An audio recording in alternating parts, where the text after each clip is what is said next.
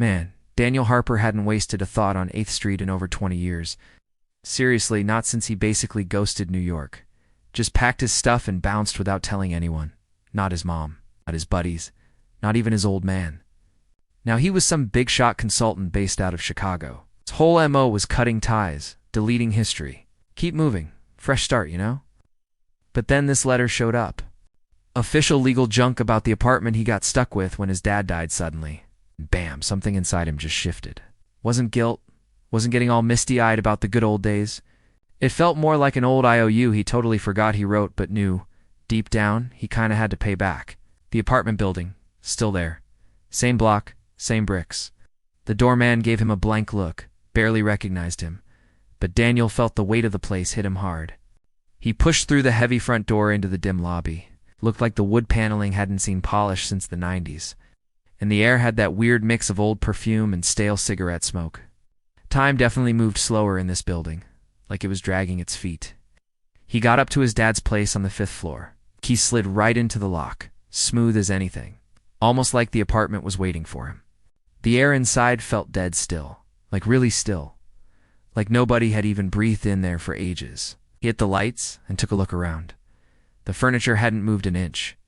Same faded leather couch, same walnut coffee table. You could even see the dent where his dad's elbow rested for years. Nothing had changed, except for the thick layer of dust covering everything. Well, that and him. He was different. But something felt off.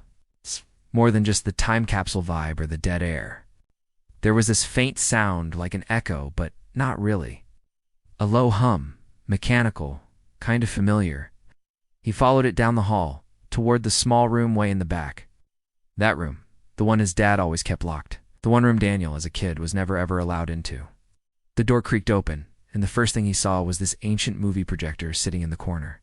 It was his dad's, from way back when he was young and obsessed with filming literally everything. But hadn't that thing been broken for years? Apparently not.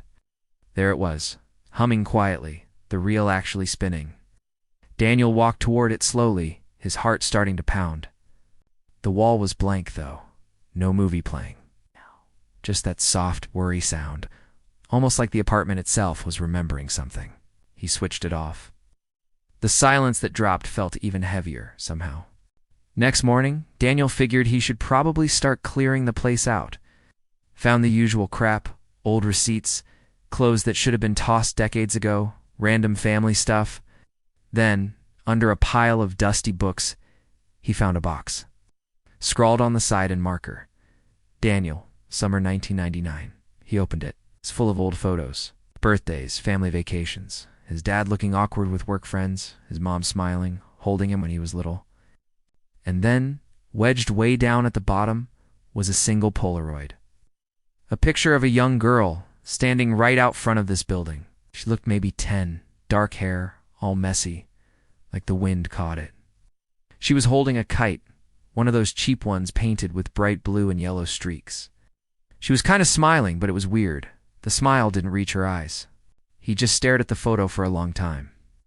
His heart was doing this weird fluttery thing. He flipped it over. Faded ink on the back. Anna. Summer 99. Daniel frowned. Anna. The name meant nothing. He couldn't place anyone named Anna.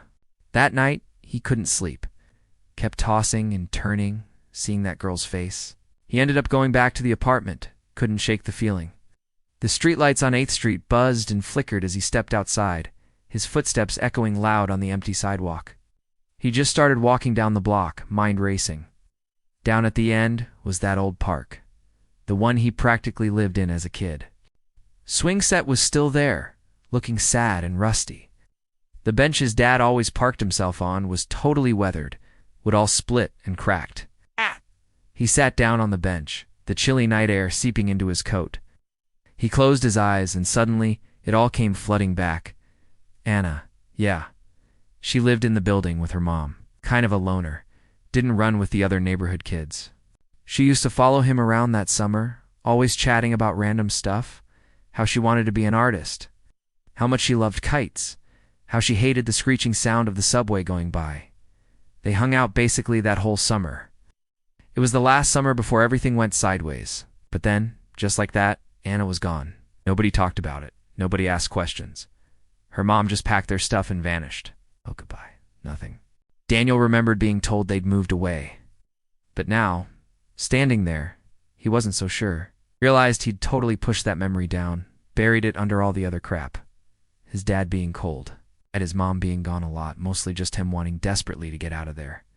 He'd chosen to forget her. Standing there now, he didn't know if he forgot because of whatever actually happened back then, or if he just buried it deep because he couldn't face the truth, whatever it was.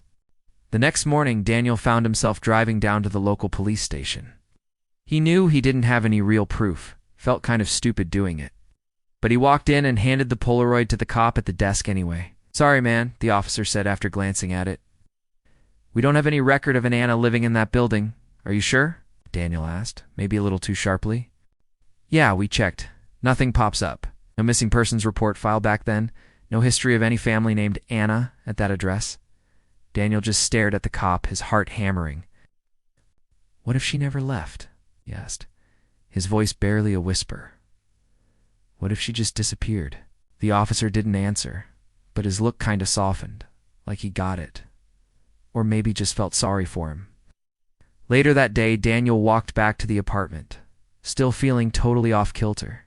This feeling was gnawing at him, like unfinished business. He'd left the city behind years ago, but clearly it hadn't left him. The past was still here, hiding under the surface, demanding he pay attention. Walking back into his dad's place, he saw the projector still sitting there. This time he grabbed a film reel he'd found earlier, plugged the projector in, and threaded the film. It flickered to life. Grainy, shaky images filled the wall. The old apartment building, then kids running around in the park. Then just for a second, a shot of a girl standing by the swing set, Anna. He saw her smile, a real smile this time, right at the camera. Then the film went blank, just leader flapping through. But Daniel had seen enough. He didn't need all the answers anymore. He didn't need to know exactly what went down. What mattered was that the memory was back. Whether he'd buried it on purpose or just let it fade, didn't matter now. What mattered was that he was here, finally facing it. Facing the thing he'd spent half his life running away from. And right then, Daniel kind of got it.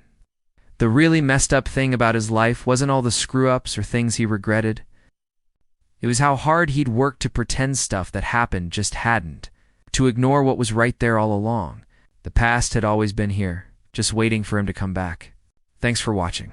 If this story hooked you, make sure you like, subscribe, and hit that bell. That way you won't miss our next deep dive into weird mysteries, forgotten secrets, and the hidden corners of places like New York City.